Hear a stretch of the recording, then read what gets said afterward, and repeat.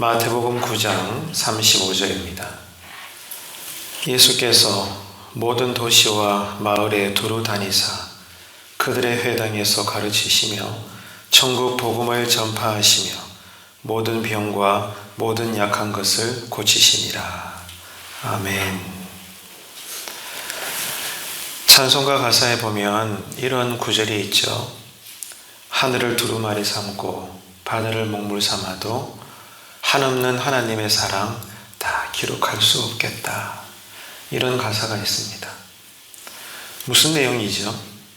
예수님께서 이 땅에 계셔서 공생의 사역 기간 동안 짧은 3년의 기간이지만 행하신 일들이 너무 많았다는 겁니다.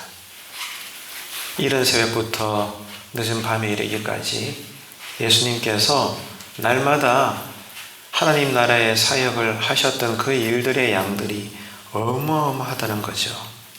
그래서 35절은 예수님께서 하신 그 많은 사역들을 아주 일축을 해서 우리에게 설명을 하고 있는데요. 35절 보시기를 바랍니다. 예수께서 모든 도시와 마을에 두루 다니사 그들의 회당에서 어떻게 해요? 가르치시며 천국 복음을 전파하시며 모든 병과 모든 약한 것을 고치셨다. 이렇게 되어 있어요. 그러니까 예수님께서는 공생의 사역을 시작하셔서 십자가에서 죽으시고 3일 만에 부활하셔서 잠시 또 이 땅에 계시면서 승천하실 때까지 한 곳에 머무르지 않으시고 최대한 이스라엘 많은 땅, 많은 동네에 다니시면서 어떻게 했다는 거예요? 예수님께서 하신 일들을 줄여서 압축을 해서 이야기하자면 세 가지로 표현할 수 있다는 거예요. 이것을 예수님의 3대 대표 사역이라고 이야기하기도 합니다. 첫째가 가르치셨다는 거예요. 그들의 회당에서 하나님 나라의 진리가 어떤 것인지 진리에 대해서 가르치셨습니다. 진리를 가르치셨다. 우리에게 가르쳐 주셨다. 자, 이 사실을 놓고 오늘 또 우리가 교회 공동체로 살아가야 되는데 우리는 깨닫게 됩니다. 우리도 그 교회 가운데 하나의 교회지만 주변에 보면 참 많은 교회들이 세워져 있습니다. 동네마다. 그렇죠? 그래서 많은 사람들이 이야기하지만 옛날식으로 말하면 다방 숫자보다 많은 것. 요즘 말로 이야기하면 편의점보다 많은 것이 동네마다 세워진 붉은 십자가 교회입니다. 예배당 숫자가 얼마나 많은지 몰라요. 이 시대에 하나님께서 우리나라에 주신 복이기도 하겠지만 여튼 주변에 많은 교회들이 있는데 그런데 참 씁쓸한 것은 교회마다 말 많고 탈이 많습니다. 큰 교회든 작은 교회든 오래된 교회든 갓 생성된 교회든지 간에 교회들마다 조금만 들여다보면 분쟁과 다툼이 늘 존재해요. 왜 그럴까요? 교회 이름은 다르고 자리와 환경은 달라도 근본 특징이 있습니다. 그것은 교육이 안 되어서 그래요. 교회가 진리를 가르치지 않고 각 성도님들 입장에서도 교회 마당은 오랜 세월 동안 밟으셨지만 정작 교회로부터 꾸준히 구체적으로 아주 세심하게 이 진리의 성경 말씀과 또 교리와 무엇이 바른 교회 생활인지 제대로 교육받지를 못합니다. 그러다 보니까 각자 자기 소견대로 행하는 거예요. 그러니 교회가 세워져 있긴 하지만 늘 시끄러운 거예요. 분쟁이 일어나고 다툼이 끊이지 않고 그런 겁니다. 그런 한국교회 현대 오늘날 교회 신앙에 있어서 오늘 이 35절의 말씀은 큰 도전이 되는 거예요. 예수님은 가는 곳곳마다 가르쳐 주셨어요. 뭐가 진리인지, 뭐가 바른 것인지, 무엇이 옳은 것이며 하나님의 뜻인지 가르쳐 주셨다는 겁니다. 두 번째, 예수님의 대표 사역을 한마디로 정의하자면 복음을 전하셨어요. 천국 복음을 전파하시며 날마다 복음을 전하셨습니다.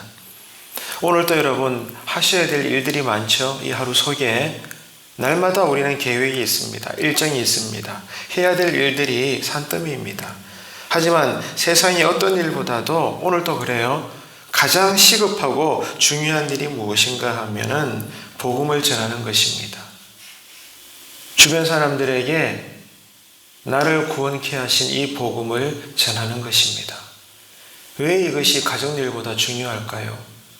일터와 직장일보다 더 먼저 급한 일이 되겠습니까?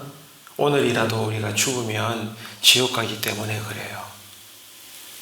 아직도 예수를 알지 못하는 그 누군가, 그 범주 안에는 우리의 부모님이 될 수도 있고 사랑하는 내 자녀가 될 수도 있지 않습니까?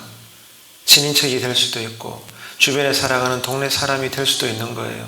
직장 동료가 될 수 있고.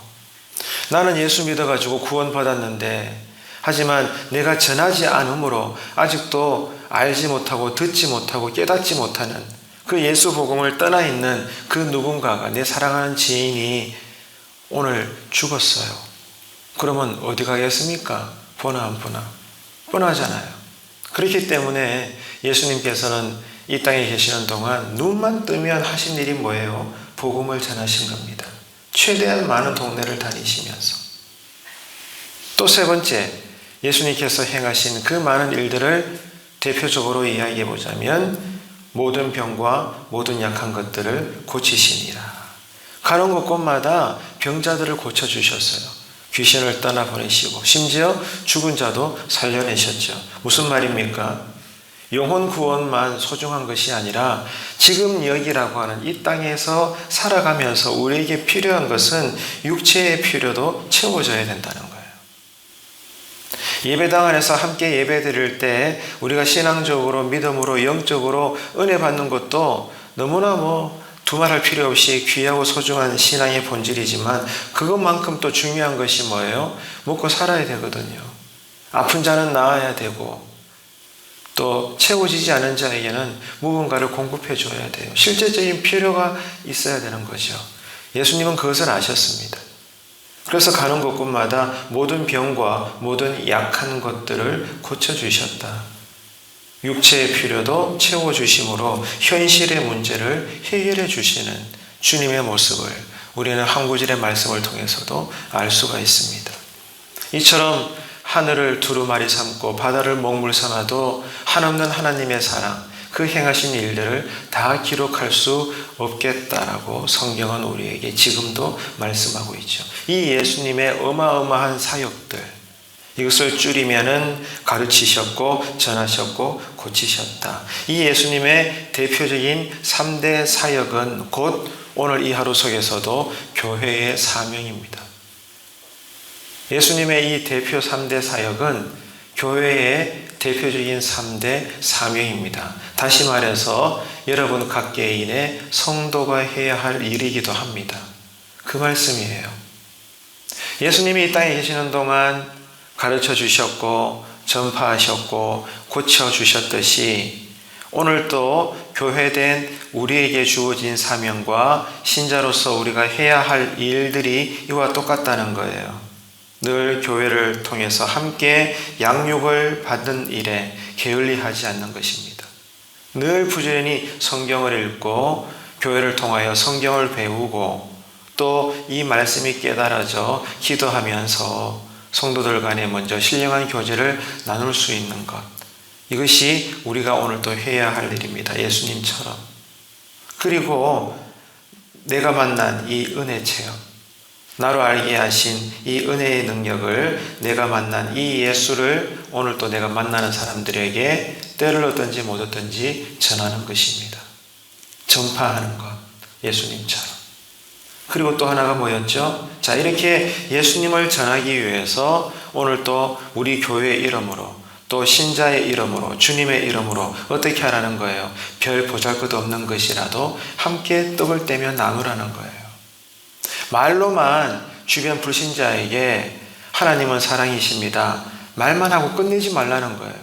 하나님은 당신을 사랑하십니다 라고 선포하면서 마음의 감동이 오는 대로 떡 한 조각이 되든 무슨 과일 몇 개를 나누든 내가 지금 복음을 전하는 그 사람에게 실제적인 그 사람에게 유익이 되고 또 채워줌이 될 수 있고 필요한 것들을 함께 공급해주며 선한 행실로 다가가라는 거예요.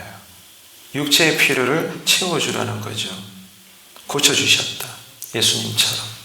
이 사랑의 삶을 동반해서 함께 살 때가 되어 카이로스, 하늘의 문이 열리고 그 사람의 심령의 문이 열리고 삶의 문이 열려서 결국에는 누구처럼? 여러분처럼, 나처럼 예수 잘 믿는 나중된 자가 먼저 되는 역사가, 그리스도의 참된 제자가 되는 그 엄청난 권능의 능력이 일어날 줄로 믿습니다.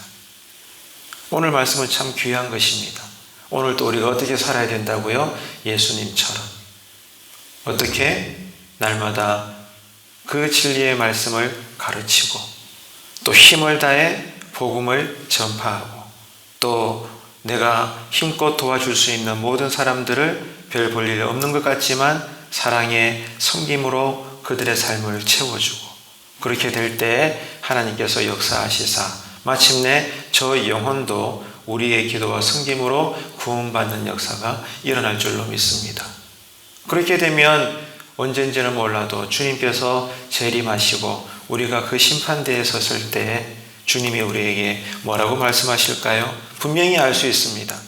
내일 어떤 일이 일어날지 우리는 몰라도, 그러나 우리 미래에 주님의 심판대에 홀로 섰을 때 주님으로부터 우리가 듣게 될 그 말의 내용은 무엇인지 분명히 우리는 알 수 있습니다. 뭐예요?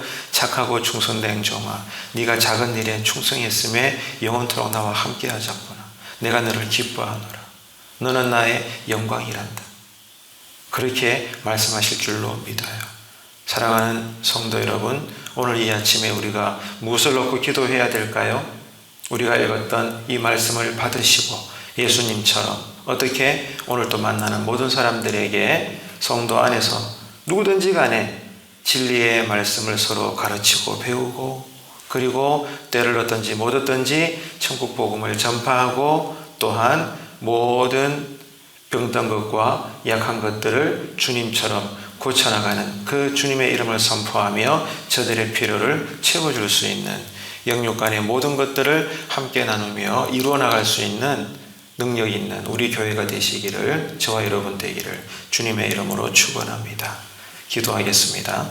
하나님 아버지, 예수님은 이 땅에 오셔서 한 곳에 머무르지 않고 최대한 많은 동네를 다니시면서 진리의 교훈을 가르치시고 복음을 전하시며 병자들을 고치셨습니다.